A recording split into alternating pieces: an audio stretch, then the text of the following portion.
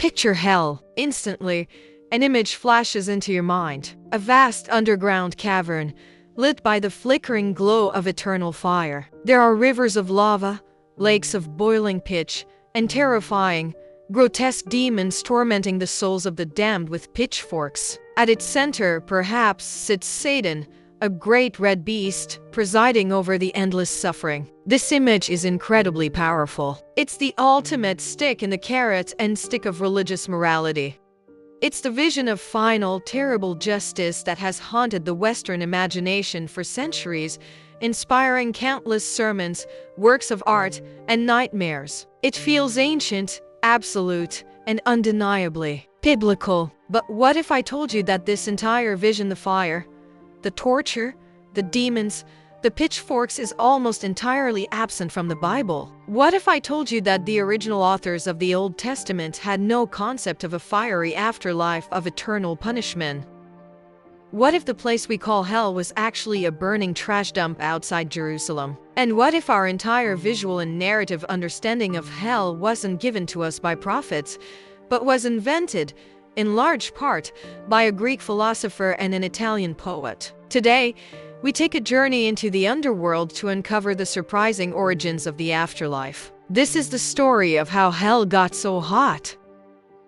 To understand the invention of hell, we first have to erase our modern image and travel back to the world of the ancient Hebrews, the authors of the Old Testament. And the first, most shocking discovery is this: for them, there was no hell, and for that matter, there was no heaven in the way we think of it either. When a person died in ancient Israel, from the great patriarchs like Abraham and Jacob to the most wicked kings, they all went to the same place. This place was called Sheol.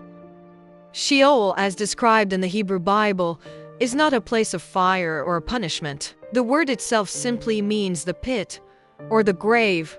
It is a place of darkness, of shadows, of silence. It is a gray, neutral underworld where all the dead, the good, and the bad exist together as feeble, powerless shades or shadows of their former selves. It's a place of forgetting, cut off from the light and from God. In the book of Ecclesiastes, the author gives a bleak summary: whatever your hand finds to do, do it with your might, for there is no work or thought or knowledge or wisdom in Sheol, to which you are going. It's not a place of torment. It's a place of nothingness. For the ancient Hebrews, the entire focus was on this life. Justice, reward, and punishment were all things that happened here and now, on earth. A good life was rewarded with a long life, many children, and a good harvest. A wicked life was punished with sickness, famine, and defeat. The afterlife was a dim, dusty, and equalizing afterthought. The idea of a fiery place of eternal, conscious torment for the wicked simply wasn't part of their theology.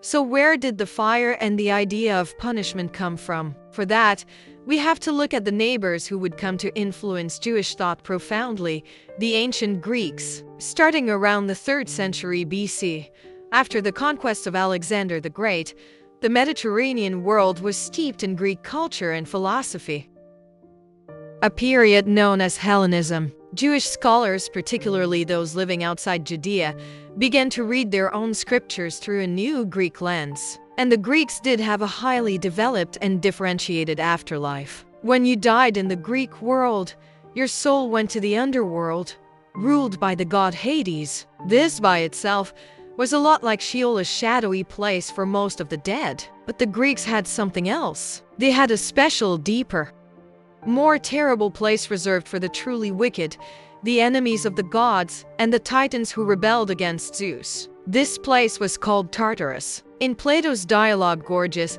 he describes Tartarus explicitly as a place where the incurably wicked tyrants, murderers, are sent to suffer the punishment which they deserve. As a spectacle and a warning to other evildoers, this was a revolutionary idea. The afterlife wasn't neutral. It was a place of moral judgment.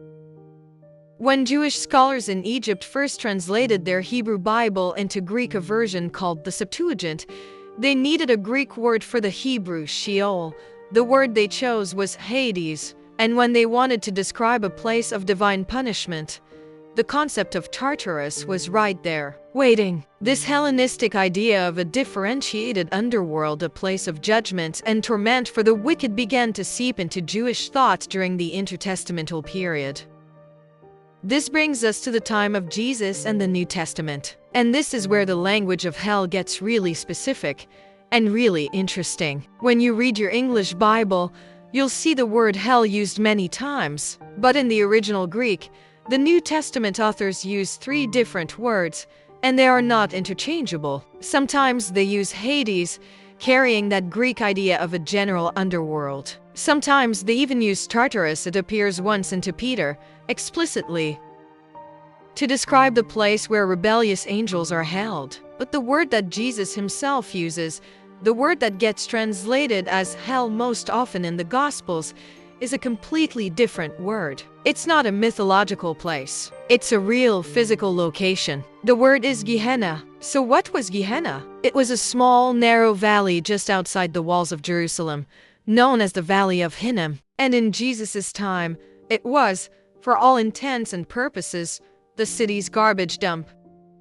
It was a place where they burned the city's refuse, the carcasses of unclean animals, and perhaps even the unburied bodies of executed criminals. It was a place that was constantly smoldering, full of smoke, fire, and worms. It was a filthy, foul, and despised place. This valley also had a dark, symbolic history. In the Old Testament, it was a place where pagan cults had practiced child sacrifice by fire.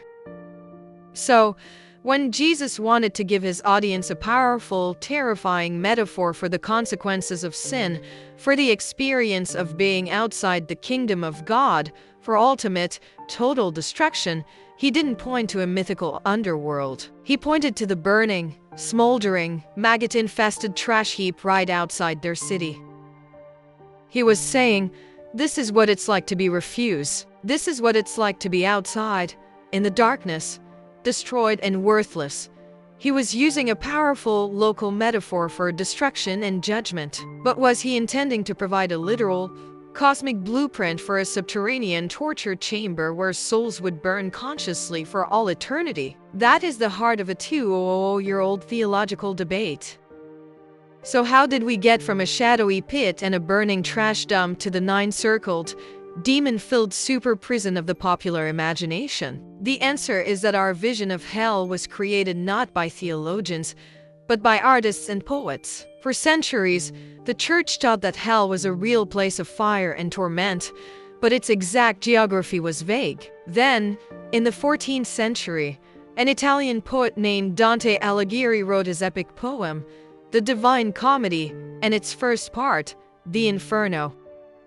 Dante's Inferno is, without a doubt, the single most influential document in the history of hell. It is the original source for almost every image we have. Dante, guided by the poet Virgil, gives us a detailed, systematic, and terrifying map of the underworld. He invents the 9 circles, each one a different punishment for a different category of sin. And he invents the brilliant concept of contrapasso, the idea that the punishment perfectly fits the sin. So, the lustful are blown about in an endless, restless wind, just as they were blown about by their passions in life. The gluttons are forced to lie in a filthy, cold sludge, just as they wallowed in their own consumption. The hypocrites are forced to wear beautiful, golden cloaks that are lined with crushing, heavy lead. This was a work of literary genius. It was so vivid, so imaginative, and so morally satisfying that it completely took over the popular imagination.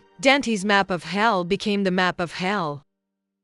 Then, artists like Hieronymus Bosch gave us the visuals. His nightmarish paintings, like the Garden of Earthly Delights, provided the visual vocabulary, the bizarre demons, the bird-like monsters, the surreal landscapes, and the complex, half-human, half-mechanical torture mechanisms between Dante's architecture and Bosch's imagery. The modern vision of hell was born. It was so powerful that it was preached from the pulpit as fact, a vivid travelogue of the afterlife that had almost nothing to do with Sheol, Hades, or Gehenna. So why was this invented vision so successful? Why did it stick? Because it was a profoundly powerful tool. For the church, It was the ultimate instrument of social and moral control. The fear of this specific, fiery, and eternal torment was a far more effective deterrent than the fear of a shadowy, neutral pit. But it also satisfied a deep human, psychological need, our desperate desire for justice. We look at the world and we see evil go unpunished. We see tyrants die peacefully in their beds. We see murderers get away with their crimes. This offends our innate sense of fairness. Is the ultimate answer to the problem of evil. It is the promise that, in the end, no sin will go unpunished. It is the belief that the universe is ultimately just, and that everyone, in the end, will get exactly what they deserve. The more terrible the hell, the more satisfying the justice. So, the story of hell is the story of an idea's evolution. It started as Sheol, a dark, neutral grave for all. It was influenced by the Greek idea of Tartarus, a place of punishment. It was given a fiery metaphor by Jesus, who pointed to the city dump, Gehenna. And finally, it was given its complete, terrifying, and detailed architecture by a poet, Dante. This brings us to the great debate. Is the idea of hell a necessary component of a just universe? A vital moral deterrent that keeps humanity in check? Is it a profound metaphor for the human soul's capacity to create its own suffering? Or is it a dangerous, man-made invention? A tool of fear and psychological control that has caused incalculable religious trauma? And has our fascination with this fiery, literary invention distracted us from the very real social and moral work we are meant to do here on Earth? Let me know your thoughts respectfully in the comments below. If you found this deep dive into the evolution of an idea fascinating, please hit that like button and subscribe for more content that explores the hidden histories of our beliefs. Thanks for watching.